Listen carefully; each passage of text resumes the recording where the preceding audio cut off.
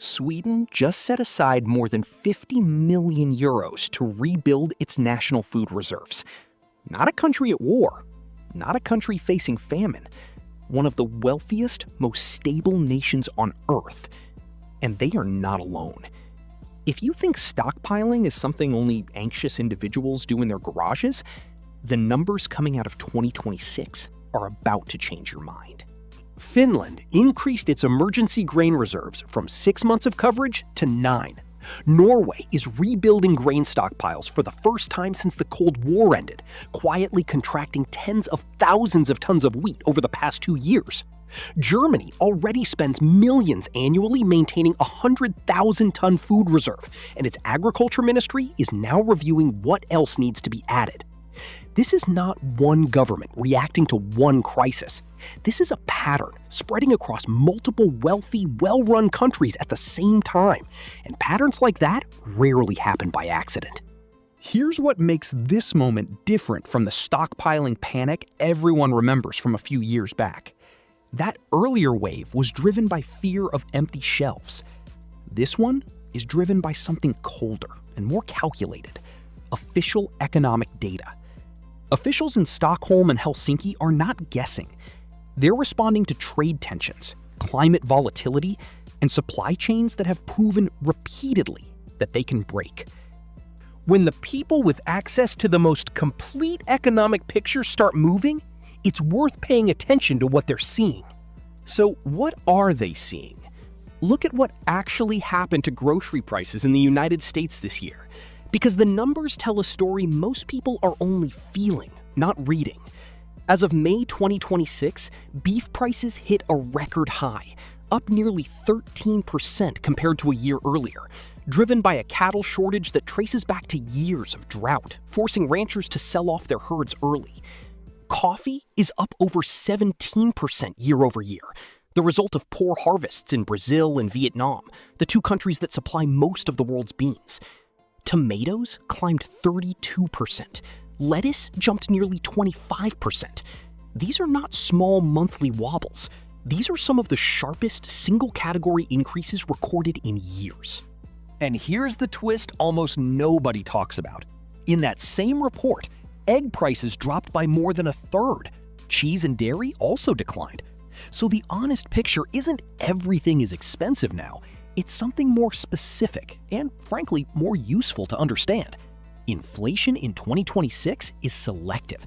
Some categories are quietly getting cheaper, while others spike hard. And the categories spiking hardest tend to be the ones tied to fragile supply chains, single-country dependencies, or weather-sensitive crops. That distinction matters because it means the smartest response isn't blind stockpiling of everything. It's knowing exactly where the pressure is building before it hits your receipt. This is where most households fall behind, and it has nothing to do with intelligence or effort. It's timing. The average shopper reacts to a price increase after they've already paid it 3 or 4 times. They notice ground beef costs more only once they're standing at the meat counter comparing it to what they remember paying last year. Governments don't operate that way.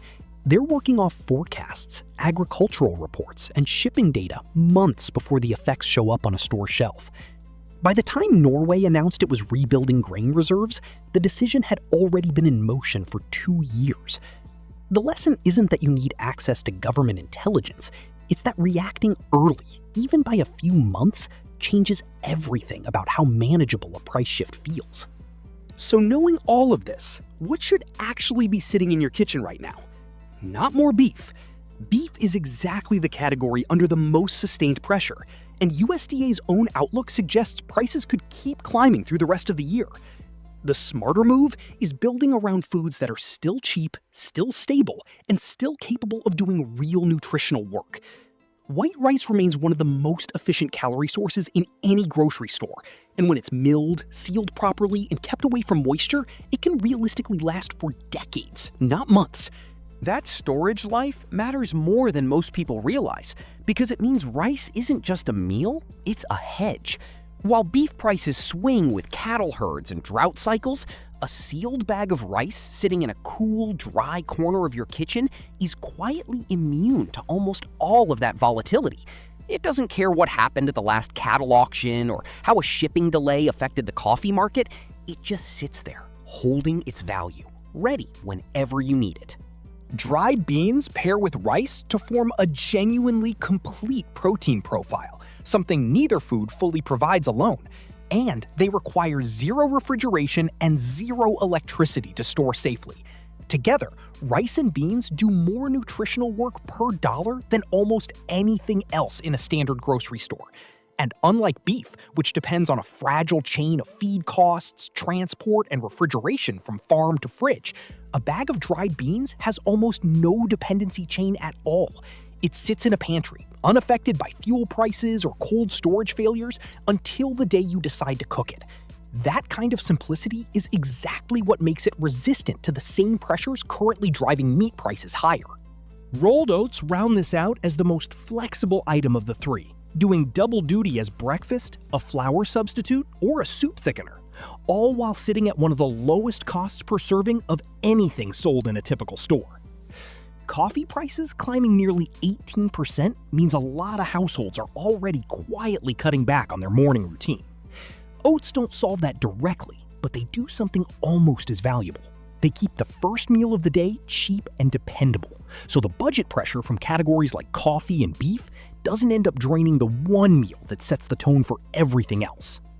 Then there's the item barely anyone thinks about until they're standing in a kitchen that suddenly feels thin. Powdered milk doesn't headline any meal, but it quietly fixes the gap that calorie-focused stockpiles almost always miss: consistent protein and calcium, especially critical for older adults and anyone managing a tighter food budget as fresh dairy prices stay unpredictable. It behaves nothing like beef or coffee. It doesn't spike, it doesn't crash, it just sits shelf-stable at room temperature for an extended period, waiting to become a normal glass of milk, a creamier bowl of oatmeal, or a richer pot of soup the moment you need it, without a single trip to the store. And salt? The cheapest item in the entire store, solves a problem that has nothing to do with preservation and everything to do with human behavior. Food without variation in flavor gets eaten less, portion by portion, meal by meal, especially by people whose appetite is already fragile. A pantry stocked with calories but no seasoning is a pantry that quietly underperforms exactly when it matters most. It's easy to overlook because it costs almost nothing, but that's precisely the point. For $1 or $2, it's the one item on this list that determines whether everything else you've stocked actually gets eaten, or slowly gets left on the plate. Here's the actual takeaway from all of this, and it's simpler than it sounds. The countries moving on food security right now aren't panicking. They're reading the same data available to everyone, just earlier and more carefully than most households ever do. You don't need a national budget or a government forecasting team to apply the same logic. You need to know which prices are actually rising, which foods still deliver real value per dollar, and the discipline to act on that a few months before the shelf price forces your hand. So here's the question worth sitting with. If entire countries are rebuilding their food reserves for the first time in decades, what does your own kitchen actually look like right now? Which of these 5 items do you already have on hand, and which one are you adding first? Drop it in the comments. Genuinely curious what people are already doing differently this year.